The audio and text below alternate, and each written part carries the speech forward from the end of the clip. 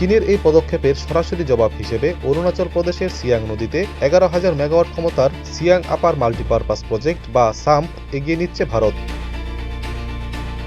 রাষ্ট্রায়ত্ত সংস্থা এনএইচপিসি পরিচালিত এই প্রকল্প বাস্তবায়িত হলে তা হবে ভারতের সবচেয়ে বড় জলবিদ্যুৎ প্রকল্প, যা থেকে বছরে আনুমানিক 470 কোটি ইউনিট বিদ্যুৎ উৎপাদনের লক্ষ্যমাত্রা ধরা হয়েছে। প্রকল্পের আনুমানিক ব্যয় প্রায় 13 বিলিয়ন মার্কিন ডলার, বাংলাদেশি মুদ্রায় যার পরিমাণ প্রায় 1.5 লাখ কোটি রুপির কাছাকাছি। দুই প্রকল্পের তুলনাতেই স্পষ্ট হচ্ছে ভারতের চ্যালেঞ্জ। চীনের 60,000 মেগাওয়াট ক্ষমতার ম্যাকড হাইড্রো পাওয়ার প্রজেক্টের নির্মাণ কাজ ইতিমধ্যেই স্বয়ংক্রিয়ভাবে চলছে, অথচ ভারতের সাম প্রকল্প এখনো প্রাক সম্ভাব্যতা পরীক্ষা পর্যায়ে আটকে আছে। প্রাক নির্মাণ কাজও শুরু হয়নি। ক্ষমতার বিচারে চীনের প্রকল্প সামকে বহুগুণে ছাড়িয়ে যাবে বলেই বিভিন্ন প্রতিবেদনে উঠে এসেছে। বেইজিং এর প্রতিটি পদক্ষেপের উপর নজর রেখে নিজেদের প্রকল্প দ্রুততর করার চেষ্টা করছে নয়াদিল্লি। ইয়ারপোল সাংপো নদী ভারতে প্রবেশ করে সিয়াং নাম নিয়ে পরে যা বিস্তৃত হয়ে ব্রহ্মপুত্রে রূপ নেয়।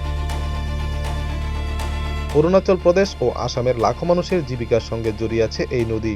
বিশেষজ্ঞদের আশঙ্কা, উজানে এত বড় মাপের বাঁধ নদীর প্রবাহ আমূল বদলে দিতে পারে, ক্ষতিগ্রস্ত করতে পারে স্থানীয় বাস্তুতন্ত্র ও কৃষি, এমনকি ডেকে আনতে পারে অনিয়ন্ত্রিত বন্যা। লোকসভায় লিখিত জবাবে কেন্দ্রীয় সরকার জানিয়েছে, ব্রহ্মপুত্র অববাহিকায় চীনের জলবিদ্যুৎ পরিকল্পনা সহ সংশ্লিষ্ট সব কার্যক্রমের উপর গভীর নজরদারি রাখা হচ্ছে এবং ভাটি অঞ্চলের জীবন ও জীবিকা রক্ষায় প্রয়োজনীয় প্রতিরোধমূলক ও সংশোধনমূলক ব্যবস্থা নেওয়া হবে। সীমান্ত পেরিয়ে যাওয়া নদী প্রকল্পগুলোতে স্বচ্ছতা, তথ্য বিনিময় ও পূর্ব পরামর্শের দাবিতে বেইজিংয়ের উপর ক্রমাগত চাপ অব্যাহত রেখেছে নয়াদিল্লি, যদিও তাতে খুব একটা সাড়া মেলেনি।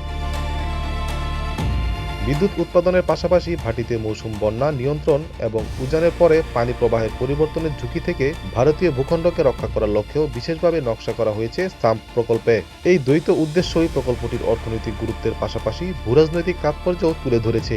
এর পাশাপাশি উত্তর পূর্বাঞ্চল জুড়ে বন্যা পূর্বাভাস, নদী পর্যবেক্ষণ নেটওয়ার্ক ও অবকাঠামোগত সক্ষমতা জোরদারের কাজেও সমান্তরালে চালিয়ে যাচ্ছে নয়াদিল্লি।